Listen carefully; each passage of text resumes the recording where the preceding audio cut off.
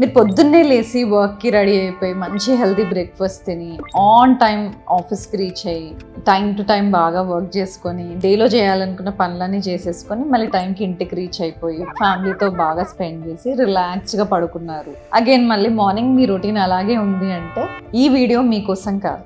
Every minute బిజీగానే ఉంటారు. మీ చుట్టూ ఉన్న వాళ్ళు మీరు బాగా హార్డ్ వర్క్ చేస్తున్నారనే అనుకుంటారు, కానీ ఇంటికి వచ్చేసరికి ఎగ్జాస్ట్ అయిపోయి ఉంటారు. కానీ అనుకున్న పనులు ఏవి కంప్లీట్ కూడా అవ్వవు. ఇలా మీకు అనిపిస్తే then this video is for you. నేను ఎవ్రీడే చాలా మందితో మాట్లాడుతూ ఉంటాను. చాలా మంది చెప్పేది ఏంటంటే నేను చాలా పనులు చేయాలనుకుంటాను, అట్లీస్ట్ నా హెల్త్ గురించి ప్రయారిటైజ్ చేయాలనుకుంటాను, కానీ నేను బిజీగా ఉండడం వల్ల నా కోసం నేను టైం తీసుకోలేకపోతున్నాను. బిజీగా ఉంటే మనం లైఫ్లో ముందుకెళ్తున్నట్టు, బిజీగా ఉంటేనే ఎదుటి వాళ్ళు మనం హార్డ్ వర్క్ చేస్తున్నట్టు అని అనుకుంటున్న రోజుల్లో మనం ఇలాగే కంటిన్యూ చేస్తూ ఏ వర్క్ కంప్లీట్గా ఫినిష్ చేయకుండా బిజీగా ఉంటూ ఉంటే over a period of time recovery లేకుండా ఇలాగే ఉంటూ ఉంటే మన ఓన్ ట్రాప్లో మనం పడిపోతాం. ఇలా రికవరీ లేని బిజీనెస్ మన లైఫ్లో ఉంది అంటే అది లాంగ్ టర్మ్లో అది మన కార్డియోవాస్కులర్ హెల్త్ని, మెటబాలిక్ హెల్త్ని, మన మెంటల్ హెల్త్ని ఓవరాల్గా ఎఫెక్ట్ చేస్తుంది. లేకపోతే వర్డ్స్ సర్చింగ్ ఎబిలిటీ కోల్పోతారు. ఆ వర్డ్స్ గురించి వెతుకుతూ ఉంటారు, ఆ వర్డ్స్ రావు అని చెప్తారు. So attention, focus, frequent forgetfulness ఇలాంటివన్నీ పైలప్ అయిపోతాయి. ఇలాంటి సేమ్ క్లస్టర్ ఆఫ్ పీపుల్ పడుకోవడానికి వెళ్ళినప్పుడు కూడా వాళ్ళ మైండ్ స్విచ్ ఆఫ్ అవ్వదు. ఇవాళ వీడియోలో నేను ప్రొడక్టివిటీ అంటే నిజంగా ఏంటి, ప్రోగ్రెస్ అంటే ఎలా ఉండాలి, మన ఓన్ హ్యాబిట్స్ మన వర్క్ని ఎలా ఎఫెక్ట్ చేస్తాయి, ఈ మోడర్న్ లైఫ్ స్టైల్స్ వల్ల మన అటెన్షన్ స్పాన్ కానీ మన ఫోకస్ కానీ ఎందుకు తగ్గిపోతుంది, ఎందుకు మన బ్రెయిన్ ఇలాంటి ట్రాప్లోకి మళ్ళీ వెళ్తూ ఉంటుంది, ఈ ట్రాప్లో ఉండి బయటకు వచ్చి ఈ సైకిల్ని బ్రేక్ చేసుకొని బయటకు వచ్చి మీనింగ్ఫుల్ వర్క్, మీనింగ్ఫుల్ టాస్క్ ఎలా ఫినిష్ చేసుకోవాలి, అవన్నీ ఈ వీడియోలో డిస్కస్ చేస్తాం. చాలా మందికి ఇది just simple time management problem వరకే కాదు, this could be something related to your brain health. ఇలాంటి ట్రాప్లో పడడానికి మల్టిపుల్ ఇష్యూస్ ఉంటాయి, కానీ మెడికల్గా చూసుకుంటే దెర్ ఆర్ సర్టన్ ఇష్యూస్. దానివల్ల కొంతమందికి అటెన్షన్, ఫోకస్ చాలా ప్రాబ్లం, ప్రొడక్టివిటీ కూడా వాళ్ళకి మీనింగ్ఫుల్గా ఉండదు. Like thyroid disorders, ADHD, depression, anxiety disorders, అలాగే కొంతమందికి న్యూట్రిషనల్ డెఫిషియన్సీస్ కానీ, అలాగే medical conditions which are specifically affecting their attention, focus. ఇలా లాస్ట్ చెప్పిన మెడికల్ కండిషన్స్ మటుకు we can always improve using lifestyle, nutritional changes, అలాగే by going to a physician and taking good support. నా clinical ప్రాక్టీస్లో నేను కొంతమంది క్లయింట్స్ని కలుస్తూ ఉంటాను. వాళ్ళకి నేను చెప్పిన ఈ మెడికల్ డిజార్డర్స్ ఏవీ ఉండవు. ఫర్ ఎగ్జాంపుల్ థైరాయిడ్ డిజార్డర్స్ కానీ, ఒబేసిటీ కానీ, మెటబాలిక్ హెల్త్ ప్రాబ్లమ్స్ కానీ, ADHD, ఆటిజం ఇలాంటివి ఏవీ ఉండకుండా కూడా దే కంప్లైన్ దట్ నాకు అటెన్షన్ ఈ మధ్య ఉండట్లేదు, వస్తువుల పేర్లు, మనుషుల పేర్లు కొంచెం మర్చిపోతున్నాను, బ్రెయిన్ ఫాగ్గా ఉంటుంది, ఇంటికి వచ్చినా కూడా ఎగ్జాస్టెడ్ ఉంటాను, వర్క్ గురించి ఆలోచిస్తూ ఉంటాను, అలాగని వర్క్స్ కూడా సరిగ్గా కంప్లీట్ అవ్వవు, ఇలాంటి కంప్లైంట్స్తో వస్తూ ఉంటారు. But as a longevity physician నా వర్క్, నా టాస్క్ ఓన్లీ మీరు టైం మేనేజ్మెంట్ బాగా చేసుకోండి అని చెప్పడం కాదు. యాజ్ అ లాంజివిటీ ఫిజిషియన్ వాళ్ళ వర్క్ టైమింగ్స్ ఏంటి, వాళ్ళ మార్నింగ్ వేకప్ రొటీన్ ఏంటి, సన్లైట్ ఎక్స్పోజర్ ఉందా, స్లీప్ మేనేజ్మెంట్ ఎలా ఉంది, వాళ్ళ స్ట్రెస్ మేనేజ్మెంట్ ఎలా ఉంది, ఈటింగ్ హ్యాబిట్స్ ఎలా ఉన్నాయి,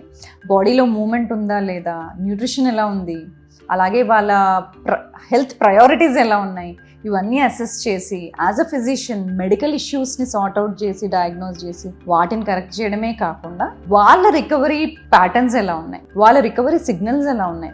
వాళ్ళ బాడీ ఇలాంటి సిచ్యువేషన్ వచ్చే కన్నా ముందు సైలెంట్ సిగ్నల్స్ ఇస్తూ ఉంటుంది. లైక్ రెస్టింగ్ హార్ట్ రేట్ పెరగడము, రెస్టింగ్ రెస్పిరేటరీ రేట్ పెరగడము, హార్ట్ రేట్ వేరియబిలిటీ తగ్గడం if they are wearing a wearable. Otherwise ఇలాంటి సిమ్టమ్స్ కూడా indirect signals of inadequate recovery. మీ బాడీ సరిగ్గా రికవర్ అవ్వట్లేదు అని చెప్పడానికి ఉండే క్లూస్ ఇవన్నీ చిన్న simple symptoms where you feel like you're ageing faster, or నేను స్ట్రెస్ఫుల్గా ఉన్నాను, నేను ఏజ్ అయిపోతున్నాను, అందుకే నాకు ఇవన్నీ వస్తున్నాయి, మర్చిపోతున్నాను, ఫాగీగా ఉంటున్నాను అని అనుకుంటారు.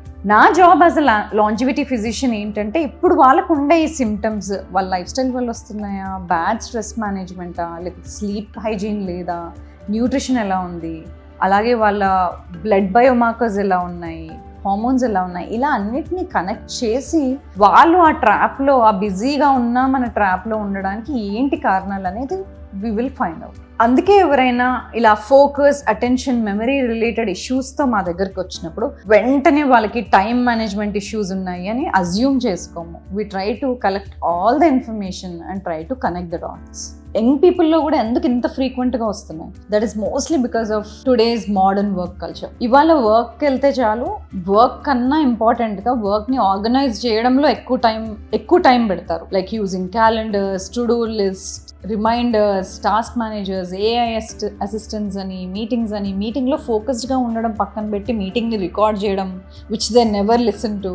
సో ఇలాగా ఒక్క పర్సన్ ఒక్క డెసిషన్తో వర్క్ ఫినిష్ అవ్వాల్సింది పోయి మీనింగ్ఫుల్ వర్క్ అవ్వకుండా వర్క్ని ఆర్గనైజ్ చేయడంలో టైం వేస్ట్ చేస్తూ కంటిన్యూస్గా డెసిషన్ కోసం వేరే పీపుల్ మీద డిపెండ్ అవ్వడము, అలాగే వాళ్ళ వ్యాలిడేషన్ కోసం వెయిట్ చేయడము, పియర్ ప్రెషర్, వీటి వల్ల కాన్స్టెంట్ సైకలాజికల్ ప్రెషర్లో ఉండడం.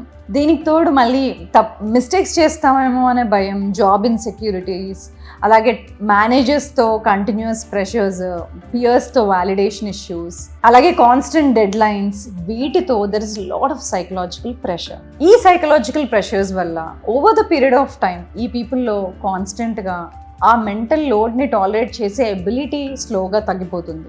So they feel more stress because ఆ వర్క్ స్ట్రెస్సెస్ని, ఆ వర్క్ ప్రెషర్ని ముందులాగా తీసుకోలేకపోవడం, యాక్చువల్లీ అది ఛాలెంజ్ లాగా అనిపించడం. Because of all these pressures they keep feeling more mentally exhausted and challenged. ఈ ప్రెషర్స్ నుండి, సైకలాజికల్ స్ట్రెస్సెస్ నుండి బయటికి రావడానికి body always demands for dopamine hits. Immediate relief రావడానికి they depend on either smoking or fast foods or desserts, sugars, ice creams, ఇలాగా. ఇది కాకుండా anything that can give them instant happiness, like scrolling on social media కానీ, or shorts or Instagram.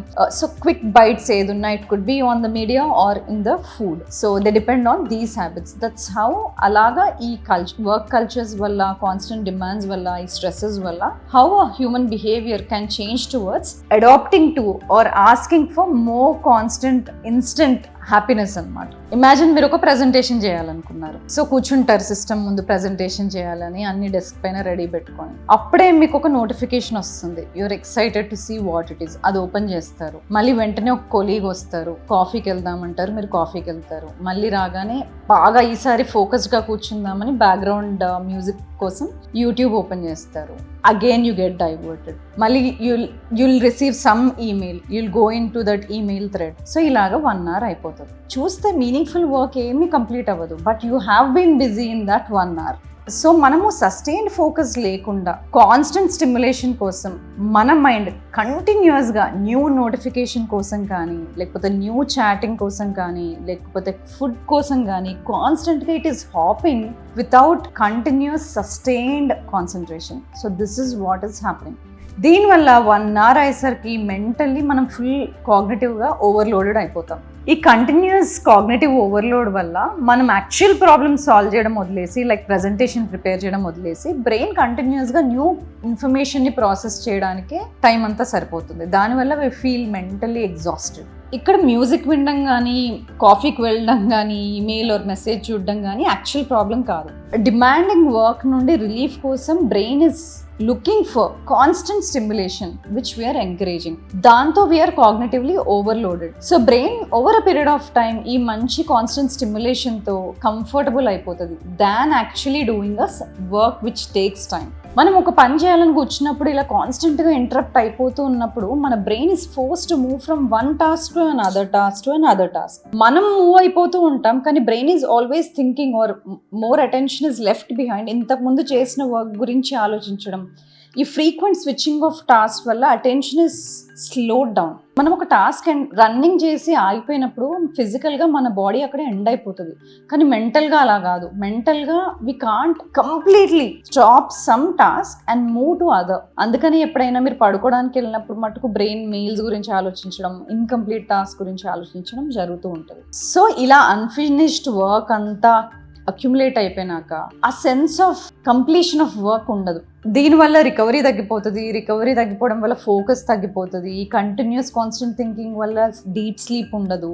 So reduced recovery, sleep issues, and దీనివల్ల focus తగ్గిపోవడము, memory issues రావడము, brain fog అనిపించడము, and next day వర్క్కి వెళ్ళినప్పుడు ఎమోషనల్లీ బ్యాలెన్స్డ్గా ఉండడం. ఇలా కంటిన్యూస్గా ఆన్ మోడ్లో అలర్ట్ మోడ్లో ఉండడం వల్ల బాడీకి రికవర్ అవ్వడానికి ఛాన్సెస్ తగ్గిపోతాయి. అండ్ సెకండ్ చేంజ్ మీ స్లీప్లో వస్తుంది. చాలామంది నేను 7 to 8 hours బెడ్ మీద ఉంటున్నాను, బాగా పడుకుంటున్నాను అనుకుంటారు. కానీ అదే టైంలో if you are thinking about రేపటి పనుల గురించి, లేకపోతే నిన్న జరగని పనుల గురించి, ఇవాళ కంప్లీట్ చేయని టాస్క్ గురించి, if your brain is constantly thinking, body is not recovering. ఎందుకంటే sleep is not just about resting. మీరు పడుకున్నప్పుడు మీ మెమరీ కన్సాలిడేట్ అయిపోతుంది, ఎమోషన్స్ రెగ్యులేట్ అవుతాయి, రికవరీ ఇంప్రూవ్ అవుతుంది, మీ మెటబాలిక్ వేస్ట్ ప్రోడక్ట్స్ని మీ బ్రెయిన్ డీటాక్స్ చేస్తూ ఉంటుంది, and it prevents risk of diseases. So sleep affect అయినప్పుడు అది ఈజీగా మీ వర్క్లో తెలిసిపోతుంది. మీ కాన్సన్ట్రేషన్, అటెన్షన్ స్పాన్ రెండు తగ్గిపోతాయి, ఫోకస్ తగ్గిపోతుంది, దానివల్ల మీ క్రియేటివిటీ లెవెల్స్ తగ్గిపోతాయి, అండ్ ఫర్గెట్ఫుల్నెస్ పెరుగుతుంది, అండ్ ఎమోషనల్లీ బాగా సెన్సిటివ్ అయిపోతారు, ఎక్కువ రియాక్ట్ అయిపోతారు. థర్డ్ చేంజ్ మీ మెటబాలిజంలో వస్తుంది. క్రానిక్గా ఇలా స్ట్రెస్ రెస్పాన్స్లో, అలర్ట్ మోడ్లో ఉండి, స్లీప్ కాంప్రమైజ్ అయ్యి, క్రానిక్ స్ట్రెస్లో ఉండి, అడిక్వేట్ రికవరీ లేనప్పుడు స్లోగా మీ బయాలజీ, బాడీ ప్రాసెసింగ్ కూడా చేంజ్ అవుతుంది.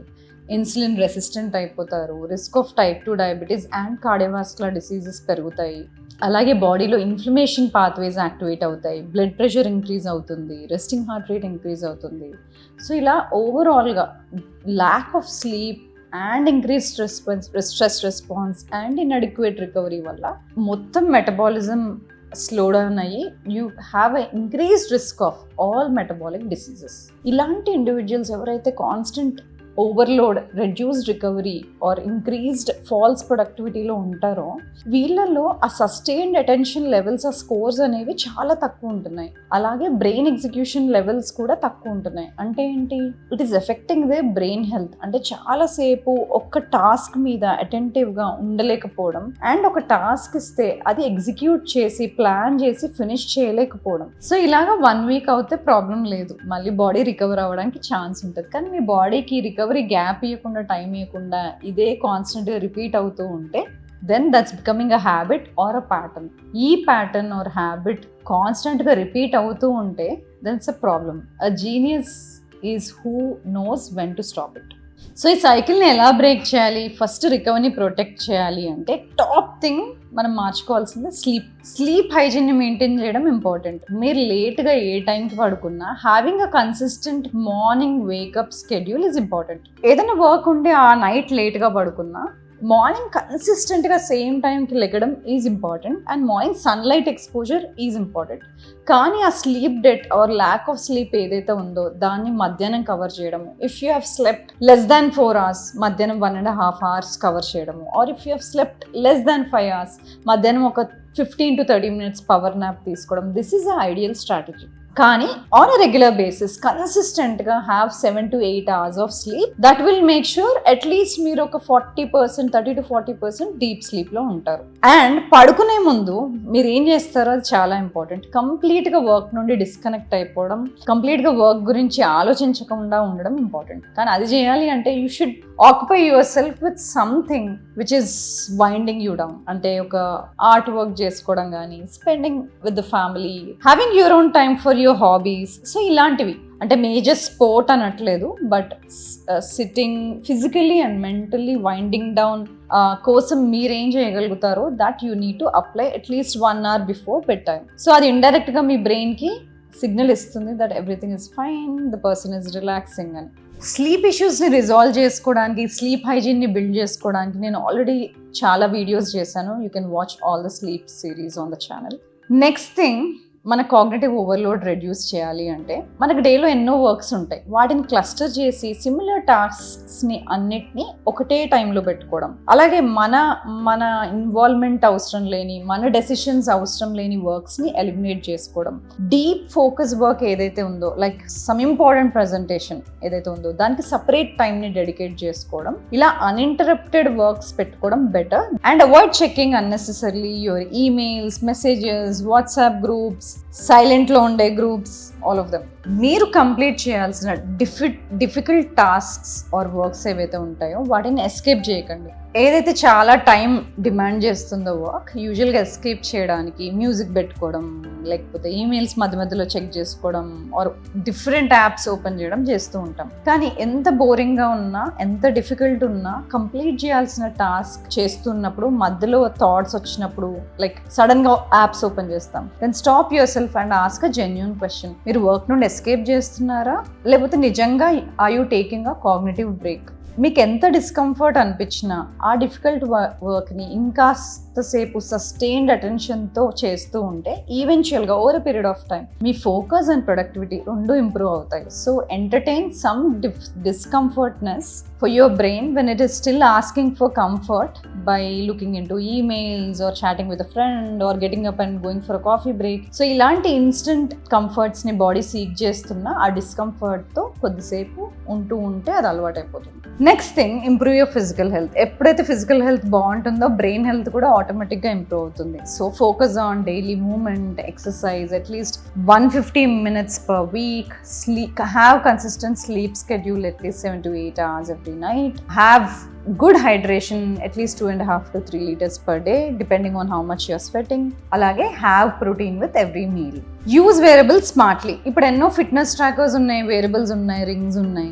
Use appropriate information. మీరు అన్ని మెట్రిక్స్ యూజ్ చేయకపోయినా మీ స్లీప్ ఎలా ఉంటుంది every night, deep sleep scores ఎలా ఉంటున్నాయి, heart rate variability, resting heart rate ఎలా ఉంది చూసుకోండి.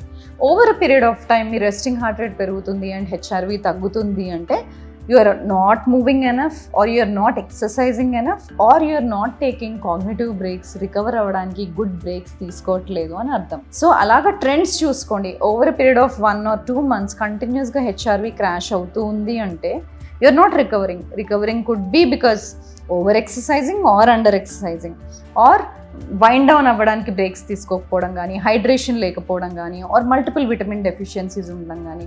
సో ఇవన్నీ రెక్టిఫై చేసుకోండి.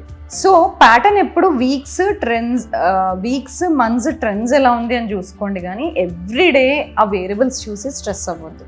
సో కంక్లూజన్ ఏంటంటే ఎవ్రీ మినిట్ బిజీగా ఉండడం ఇంపార్టెంట్ కాదు. డైలీ మనం అనుకుంటున్న ఇంపార్టెంట్ టాస్క్ ఫినిష్ చేస్తున్నామా లేదా, మనం అనుకుంటున్న టైంని ఫ్యామిలీకి ఇస్తున్నామా, పీస్ఫుల్గా పడుకుంటున్నామా, మళ్ళీ నెక్స్ట్ డే మార్నింగ్ ఎనర్జెటిక్గా లేస్తున్నామా లేదా అనేది more important. If you like this video, మీరు పాత 2 videos కూడా చూడాలి. One was on IBS and other one was around dairy.